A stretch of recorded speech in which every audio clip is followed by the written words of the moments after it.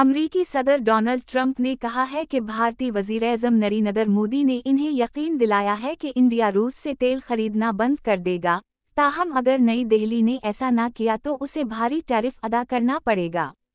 Air force one में सहाफ़ियों से गुफ्तगू करते हुए ट्रंप ने बताया कि मोदी ने इन्हें कहा है कि इंडिया रूसी तेल के मामले में मज़ीद शामिल नहीं होगा।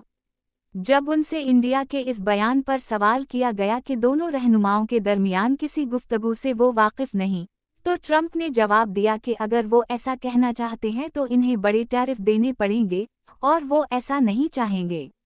रूसी तेल का मामला इंडिया और अमेरिका के दरमियान तिजारती मुज़ाकरात में बड़ी रुकावट बन चुका है, और ट्रंप ने इंडियन मसनूआत पर 50% टैरिफ में से निस्फ रूसी तेल की खरीदारी के रद्दअमल में आयद किया है।